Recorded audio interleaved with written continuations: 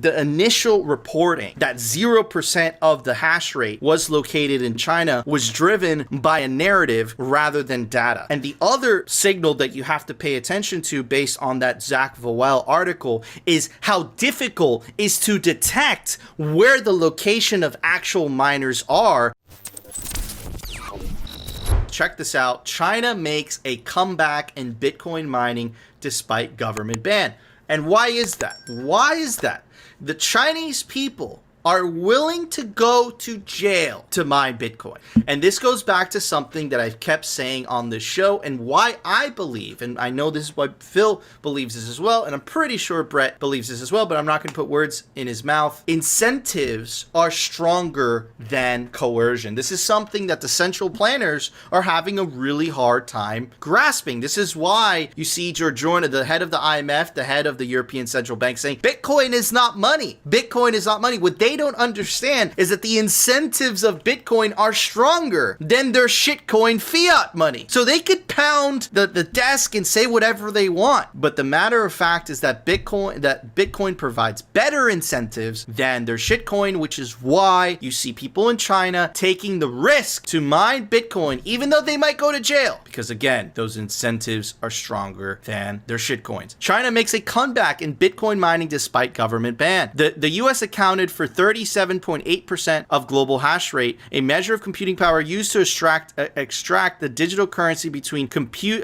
September 2021 to January, according to the Cambridge Center for Alternative Finance. In a report released on Tuesday, the hash rate, also responsible for securing the Bitcoin network, has made a strong comeback to new highs after falling last year. Following the miner ban in China last year, the country has seen a sudden surge in activity through covert mining operations and has reemerged as a major mining hub, grabbing 21.1% of global hash rate, according to CCAF. This strongly suggests that significant underground mining activity has formed in the country, which empirically confirms what industry insiders have been long assuming. By the way, I would like to say that Simply Bitcoin is industry insider because that's the case that we've been mining since that's the case that we've been making since the so-called China ban. In fact, when it happened, we were saying, yeah, that they're probably still there. And that correlates to essentially what my friend, remember, I got an opinion from someone who was living in mainland China, and this is exactly saying what we were suspecting. The CCAF wrote in the report, in May 2021, Beijing intensified its efforts to curb the cryptocurrency market. It seems covert mining is still happening in China through virtual VPNs that make it appear that computers are operating in another country. But check this out, right? You can't always trust the data. And the reason for that, and this article does a really good job, Zach Vowell, he's going to come on the show and talk a little bit about this. And why is that? Why did the reporting get so catastrophically wrong? This article goes on to put it differently, the data is not reliable. To be clear, the problems with CCAF methodology are not on its own. Mining data is outstandingly difficult to accurately collect. Similar mining data sets built by the newly launched Bitcoin mining console also received some public criticism for the accuracy of the methodology. If anything, the continued work by CCAF to report mining data services to expose many of the unavoidable issues with collecting accurate and representative data from Bitcoin mining. So that was very complicated. What does any of that mean? That means that the initial reporting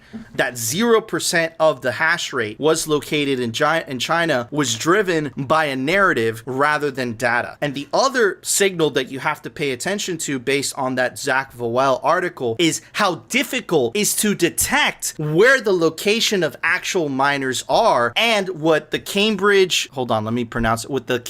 Bitcoin Electricity Consumer Index fails to report accurately is that they get their data based on what the IP location is of the mining pools and self-reporting, right? So what does all this mean? Why should you care? You should care because of look how difficult it is to detect where miners are based. And why is that good? That's a good thing, because if the government wants to shut it down or the state wants to shut it down, they don't even know where it's at. So what are the bullish takeaways? Bullish takeaway number one is the Chinese Communist Party. You can make an argument, one of the most powerful governments in the world failed to shut down Bitcoin. In fact, make it stronger. If you take a look at the hash rate hash rate is higher today than when the mining ban took place. And takeaway number 2, the reason it's so hard for them to shut it down is because it's all through the internet. If it's all through the internet, it could be through Tor, it could be through VPNs. So overall bullish news. Sucks for you, Chinese Communist Party. What you did is made the honey badger inevitably stronger. Phil, what are your thoughts? Okay, yeah, it just got me thinking though that, you know, since their numbers weren't necessarily real to begin with, how much of that hash was really lost? And then it starts to make you think, what if the hash drop was really just a show? No. Right? It was. The hash drop was real. And what I suspect would happen was that the 80, maybe 70% of the hash rate coming from China was from over-the-table Chinese miners, big data farms, and those actually did relocate, right? Yeah. But the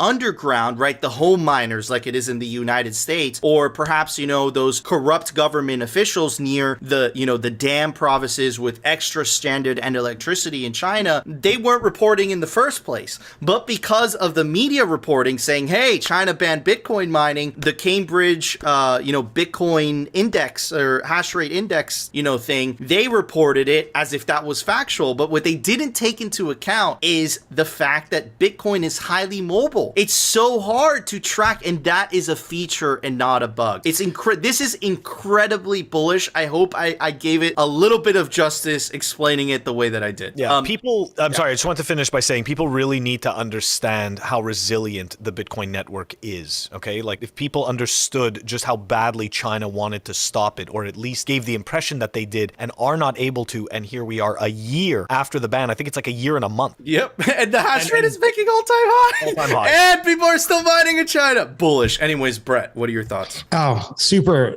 interesting story, because it is hard to report where the origins of miners are with VPN and Tor. You can pretty easily hide that. It warms my heart to think that Chinese miners are going against their government and mining anyway. I mean, when a government tries to ban something like they did in this country with alcohol, with prohibition over 100 years ago, what happened? People wanted to drink anyway, and so they did, and it all just went underground. And they said to the government, we're not going to comply with this ban. And so when I see Chinese miners doing this, wow, I love it. I'd like to see more of it. I love that they successfully use VPN and Tor, and if they spread out their mining electricity and not have a fingerprint where they could be detected for spikes in electricity. However they're doing it great. And we're never going to know the numbers though. I mean, they really without origin IP, there's no way of knowing. And that is a feature, not a bug.